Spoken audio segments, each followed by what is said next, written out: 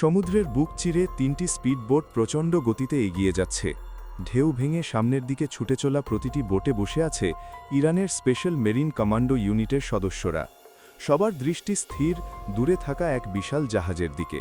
Control room থেকে পরিষ্কার নির্দেশ এসেছে, যে কোনোভাবে জাহাজটিকে থামাতে হবে। হাতে সময় নেই বললেই চলে, প্রতি সেকেন্ডে পরিস্থিতি আরও জটিল হয়ে উঠছে। তবে এই রুদ্ধশ্বাস ঘটনার সূচনা হয়েছিল প্রায় 3 ঘন্টা আগে। সকাল ঠিক 11টা। ইরানের দক্ষিণাঞ্চলের একটি গুরুত্বপূর্ণ সমুদ্র বন্দর প্রতিদিনের মতোই ব্যস্ত। বড় বড় কার্গো জাহাজ বন্দরে প্রবেশ করছে, পণ্য খালাস চলছে, কর্মীরা নিজ নিজ কাজে ব্যস্ত। সবকিছু এতটাই স্বাভাবিক ছিল যে কেউ ভাবতেও পারেনি অল্প কয়েক ঘন্টার মধ্যেই এই স্থান আন্তর্জাতিক উত্তেজনার কেন্দ্রবিন্দুতে পরিণত হবে। হঠাৎ করে পোর্টের রাডার কন্ট্রোল রুমে একটি অজানা সিগন্যাল ধরা পড়ে। স্ক্রিনে দেখা যায় ছোট একটি মাছ ধরা ট্রলার ধীরে ধীরে বন্দরের দিকে এগোচ্ছে। প্রথমে বিষয়টি তেমন গুরুত্ব পায়নি, কিন্তু কিছুক্ষণ পর এক অভিজ্ঞ রাডার অফিসারের মনে প্রশ্ন জাগে, এই নির্দিষ্ট পোর্ট এলাকার আশেপাশে মাছ ধরা সম্পূর্ণ নিষিদ্ধ, তাহলে ট্রলারটি এখানে কেন? তখন নৌকাটি পোর্ট থেকে প্রায় 8 কিলোমিটার দূরে, না খুব কাছে না খুব দূরে, এমন এক অবস্থানে যেখান থেকে তাৎক্ষণিক বড় সিদ্ধান্ত নেওয়াও কঠিন। তাই পরিস্থিতি পর্যবেক্ষণে রাখা হয়। ঠিক সেই সময় রাডার স্ক্রিনে আরও অস্বাভাবিক কিছু ধরা পড়ে। সমুদ্রের ওপর প্রায় একই স্থানে প্রায় 3 কিলোমিটার উচ্চতায় দুটি ছোট ড্রোন ঘোরাফেরা করছে। প্রথম নজরে খেলনা ড্রোন মনে হলেও প্রশ্ন উঠল, এত গুরুত্বপূর্ণ সামরিক বন্দরের কাছাকাছি খোলা সমুদ্রে কে ড্রোন ওড়াবে? এখান থেকেই পুরো পরিস্থিতি ভিন্ন মোড় নেয়। রাডার অফিসার বুঝতে পারেন বিষয়টি সাধারণ নয়। সঙ্গে সঙ্গে তিনি হেড কমান্ডারকে অবহিত করেন। কয়েক মিনিটের মধ্যেই সিদ্ধান্ত আসে, আকাশে যুদ্ধ বিমান পাঠাতে হবে।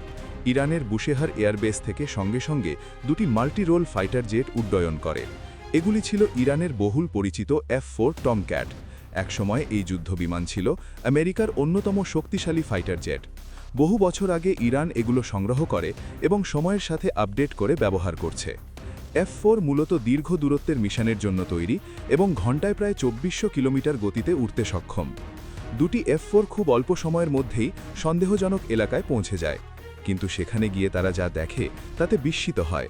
যেখানে খেলনা ড্রোন থাকার কথা, সেখানে আকাশে টহল দিচ্ছে দুটি আধুনিক F-6 ফাইটার জেট। যদিও F-6 মূলত আমেরিকান প্রযুক্তি ভিত্তিক, বিশ্বের বিভিন্ন দেশ এটি ব্যবহার করে, তাই এগুলি কোন দেশের তা নিশ্চিতভাবে বোঝা সম্ভব হয়নি। ইরানের F-4 কাছাকাছি গেলে দেখা যায় F-6 গুলো ভীত নয়।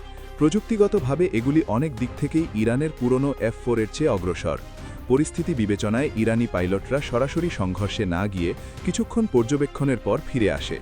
তবে ঘটনা এখানেই থেমে থাকেনি। ইরানের সামরিক সদর দপ্তর জানত, নিজেদের আকাশসীমায় অচেনা যুদ্ধবিমান মানেই বড় সংকেত। তাই দ্রুত এয়ার ডিফেন্স সিস্টেম সক্রিয় করা হয়। মিসাইল প্রযুক্তিতে ইরান বহুদিন ধরেই আন্তর্জাতিক আলোচনার কেন্দ্র। কিছুক্ষণের মধ্যেই এয়ার ডিফেন্স সিস্টেম দুটি F-6কে টার্গেট লক করে। এরপর ছোড়া হয় উচ্চ গতির সারফেস টু এয়ার মিসাইল। এগুলো শব্দের গতির কয়েক গুণ দ্রুত এবং প্রায় 150 কিলোমিটার দূরের লক্ষ্যবস্তুকেও আঘাত করতে সক্ষম। অন্যদিকে F-6 জেটে থাকা আধুনিক রাডার প্রায় 40 কিলোমিটার দূর থেকেই শত্রু মিসাইল শনাক্ত করতে পারে। মিসাইল ছোঁড়ার সঙ্গে সঙ্গেই পাইলটরা সতর্ক হয়ে আন্তর্জাতিক আকাশ সীমার দিকে সরে যেতে শুরু করে। ইরানের মিসাইল কিছু দূর পর্যন্ত ধাওয়া করে। এদিকে সমুদ্রে থাকা সন্দেহজনক যুদ্ধজাহাজ বুঝতে পারে পরিস্থিতি আর নিয়ন্ত্রণে নেই। সেটিও সর্বোচ্চ গতিতে আন্তর্জাতিক জলসীমার দিকে রওনা দেয়। কিন্তু তখন বন্দরের আশেপাশে ইরানের কোনো বড় যুদ্ধজাহাজ উপস্থিত ছিল না। সময়ও সীমিত, তাই দ্রুত গতির স্পিডবোট পাঠানো হয়, যেগুলোতে ছিল স্পেশাল মেরিন কমান্ডো। তাদের লক্ষ্য ছিল দ্রুত এগিয়ে গিয়ে জাহাজটিকে আটকানো। কিন্তু মাত্র কয়েক মিনিটের ব্যবধানে জাহাজটি আন্তর্জাতিক জলসীমা অতিক্রম করে ফেলে। পুরো ঘটনায় ইরান অত্যন্ত সংযম প্রদর্শন করে পরিস্থিতি সামাল দেয়। তারা চাইলে আরও কঠোর পদক্ষেপ নিতে পারত। পরবর্তীতে ইরানের পক্ষ থেকে জানানো হয়, ভবিষ্যতে কোনো যুদ্ধজাহাজ বা যুদ্ধবিমান তাদের আকাশ সীমায় প্রবেশ করলে আর ছাড় দেওয়া হবে না। ঘটনাটি আন্তর্জাতিক মাধ্যমে ব্যাপক আলোচনার জন্ম দেয়। তবে সেই যুদ্ধজাহাজ বা যুদ্ধবিমান কোন দেশের ছিল তা আজও আনুষ্ঠানিকভাবে কেউ স্বীকার করেনি। ভিডিওটি যদি আপনাদের ভালো লেগে থাকে তাহলে অবশ্যই লাইক, শেয়ার এবং সাবস্ক্রাইব করবেন মায়া লাবে চ্যানেলটি।